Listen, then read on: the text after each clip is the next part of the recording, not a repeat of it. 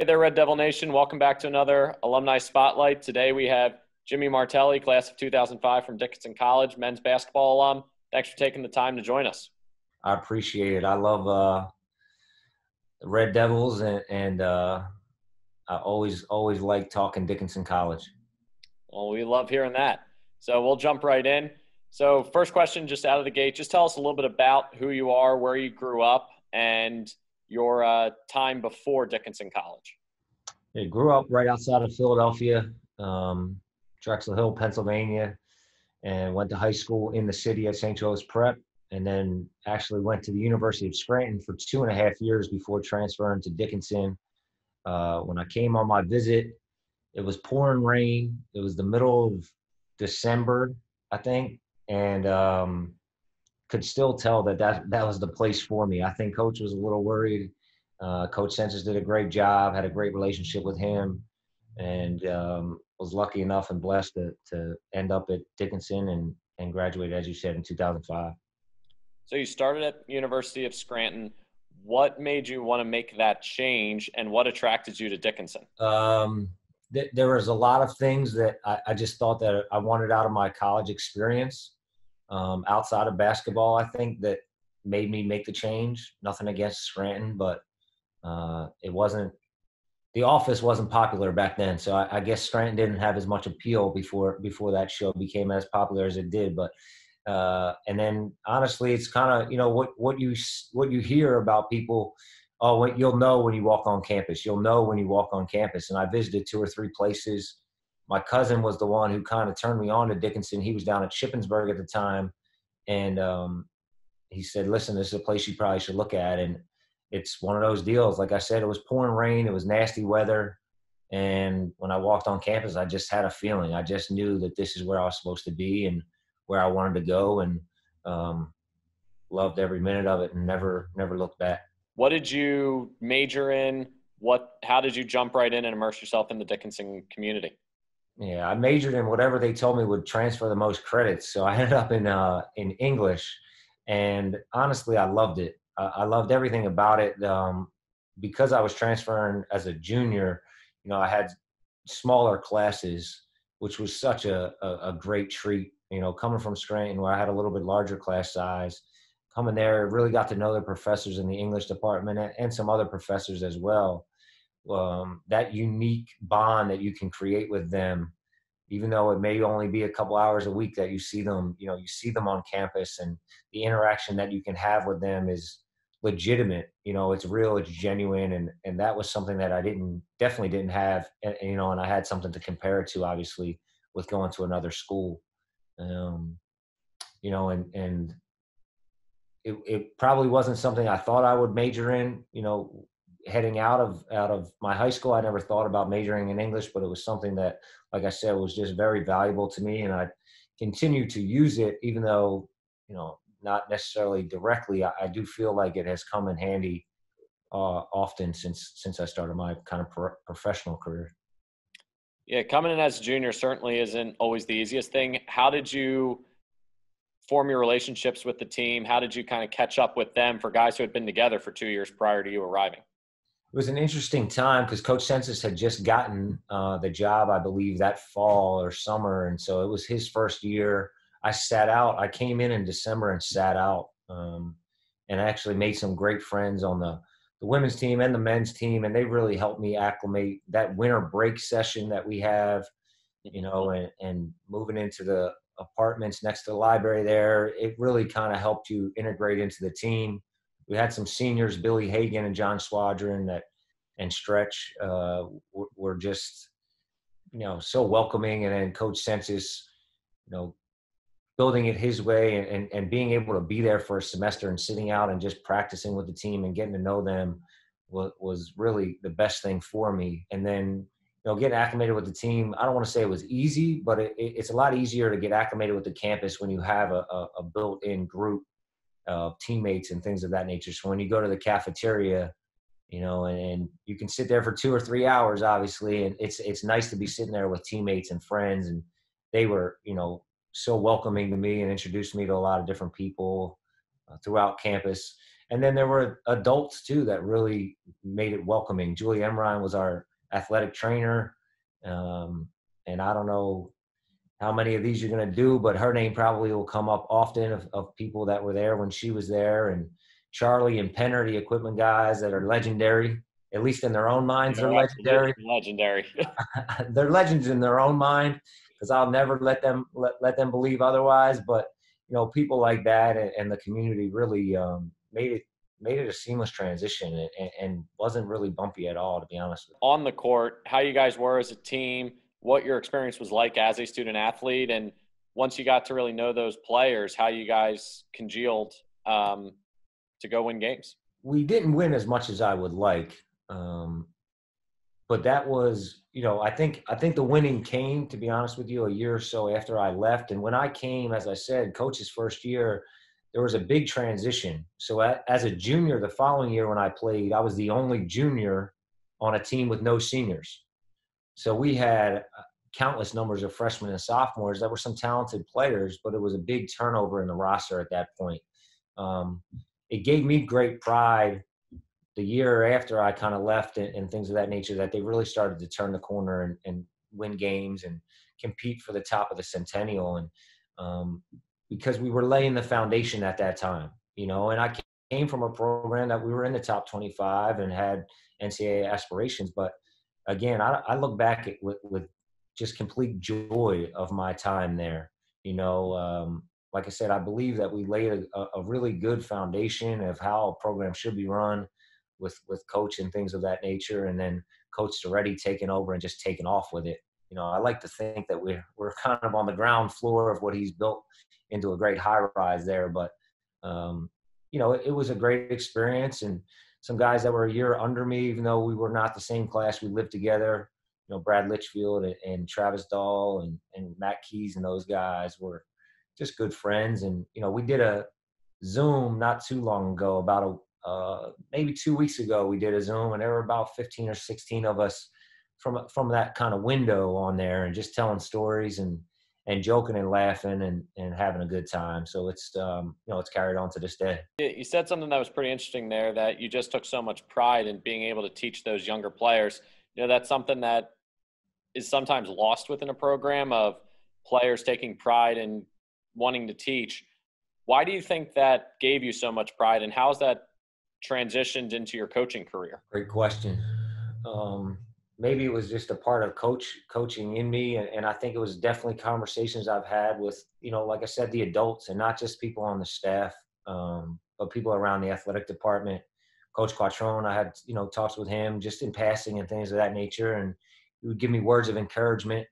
And Julie Emrine, as I mentioned before, just simple interactions with people around there made you know that all of the work and all of the things that we were doing and putting into the program were going to come to fruition. We were planting seeds and we were watering them, and we were trying to do as much as we could. But we may not see the fruits of that labor until much later. And again, I mean, no matter what profession or things of that nature, everything that you learn as a student athlete is invaluable, and so knowing that you're part of a team and you may not get the basket, or you may not do something that gets your name in the paper, but you are a part of it. And I feel like Dickinson is different in that way, because the alum are still part of that, and I've talked to multiple guys that I played with and other guys that I didn't play with that still, we check the scores, we have group chats, we text, we talk, if they're in the area, we try to go see them play, and not just basketball, but anybody, the football team was at Randolph-Macon not too long ago. And I think they were supposed to come down this year or next year. And, I'm looking at that, wanting to go and wanting to support, majority, if not probably 100% of the people don't know who I am, but it's a deep sense of pride when you put on the red, for sure. Tell us a little bit about your journey into coaching and what drove you to want to pursue that as a career. My dad was a coach, obviously for a long time, and still is. My brother's a coach, and to be 100% honest with you, and I had this conversation with multiple people there as I was graduating and trying to figure out what I wanted to do. 0% of me wanted to coach. 0. And I mean that wholeheartedly. I wanted to do something completely different And I don't want to say that way. I guess coaching in college was not even a speck on the radar. I interviewed and tried to get a teaching position at a few different places. And I thought, okay, I'll teach and coach. It'll give me some balance, some family life, work-life balance. And that's kind of the route that I would have told you back then that definitely I'm going to take that route. I wanted to be home again. As my dad was a coach, it was hard for him. He couldn't get to games. He couldn't be at certain places. You know, it always comes up, but my senior night, he couldn't be there. He was coaching a game. He couldn't be there. He was with his own team. So, you know, that was tough. I had plenty of family and friends there. It was great. But, you know, those kind of things I didn't want to have happen to my children down the line. And honestly, it was just an opportunity that Coach Census presented to me. I knew the guys. I felt really strong about that team that was coming back and what they could accomplish and trying to help them move forward. And I said, okay, I'll just do this for a year and then I'll figure it out. And then I got an opportunity to go down to Randolph-Macon and kind of took off from there, to be honest with you. But yeah, I never really thought I would do this. And then ended up down here at VCU and just extremely blessed. And I see the other side of it now where my children are so into it. They come to the games, I turn around and I see them, and it just fills me with such joy that they are so into it. It gives them 14 big brothers. You know, I have 3 little girls, so I need some big brothers around, and it gives me, you know, such pleasure. They'll FaceTime me and ask, hey, where are the guys? Where are the guys? And I hand a phone, and next thing you know, they're on the phone with 20 minutes with the players. So it's kind of changed my opinion on what I thought back then, that I didn't want to do it to my family. And lo and behold, it's been such a blessing. And you said Coach Census gave you that opportunity to coach first at Dickinson, so coach for your alma mater. What were the lessons that he taught you, both as a player and then definitely as a coach, that you have taken with you through your journey in collegiate basketball? Without having to have many conversations, he's not a guy that, you know, is a big talker, you know, but he just, every example and everything that he taught me, I feel like is the way that he lived his life. You know, he was a get in there and you grind, you know, and we're going to figure this thing out and we're going to work to get it done. There's no escaping hard work, you know, and being genuine. You know, everything that he did was trying to improve the program, trying to improve and impact our lives in a positive way. And I saw that on a daily basis as a player. You know, his door was always open. I was able to go in and have conversations if something was going on at home or on campus or a tough test. You know, I was able to have those conversations. He was able to help me through those times. And then as a coworker and as a boss, you know, it was the same thing. I just watched how he worked and interacted, and he was the same person, you know, day in and day out to me. And I really, really respect that. And, you know, he was at my wedding, and anytime he drives through Richmond, which has been quite a few times, he stops by and sees me, and we just enjoy time together now as his kids have grown up as well. And obviously I've known them since they were really little. So it was a blessing, you know, and then getting to know Coach Ferret, and you know, I know that he kind of carries the same way about him. You know, he is who he is, and he's as genuine as they come, and I couldn't be happier that he's leading the program. He's, you know, now Coach Ferret's leading the program. You're involved with that Alumni Network. You guys, you said you spend time on Zoom calls. You talk to the current athletes. You talk to each other from different classes and generations. Why do you think that is so important in the program, and how does that positively impact these current players? You know, I think Mark Copeland and those guys a little bit older than me have done a tremendous job of continuing that growth and making sure there's a connectivity to the program. You know, you leave campus, you don't get the same feel, you don't get the same vibe, obviously, as being close to it. And some guys leave the area and can't maybe get to a game.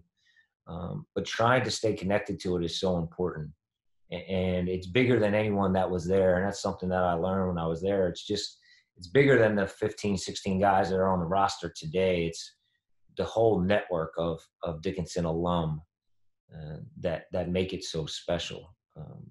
And like I said, I think Al has just done a great job of making anyone, it doesn't matter who you played for, it doesn't matter what era you were in, doesn't matter how many points you scored, thankfully for me, because I would not be part of that club. But, it's all about being a part of it, and so when they win and you check the score and I'm on there and they win, you feel that pride. You go back to your locker room, your winning locker rooms, and think about how much joy was in there. And even the losing locker rooms, to be honest with you, in the tough times, of like, all right, I find myself saying out loud to myself, like, all right, guys, we're good. We got Gettysburg next. Let's go get the next one. And I'm not even there. So I think that it's just, again, having been a part of a lot of different universities at this point, it's just a different feel, being a Dickinson Red Devil, and you carry that with you no matter where you are, no matter what you're doing. And I take great pride in that.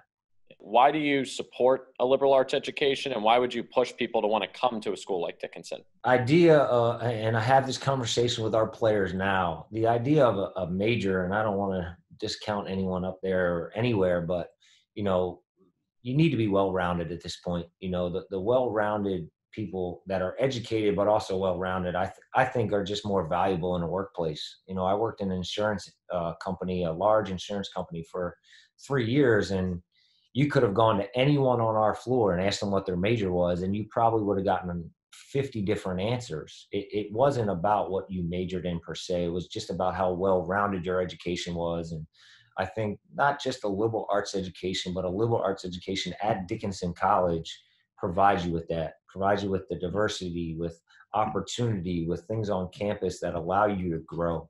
And, that's what I feel badly about now with all the COVID situation, is so much growth happens on a college campus.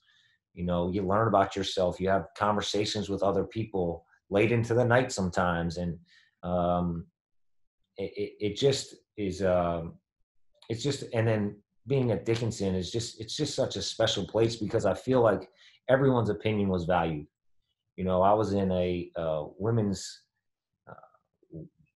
English class, and there was a lot of obviously females in there. It was an elective, and I had to take for my senior year. And, my opinion was way different than some of theirs, and my experiences were way different for some of theirs, but it was never argumentative. It was about learning and trying to understand one another.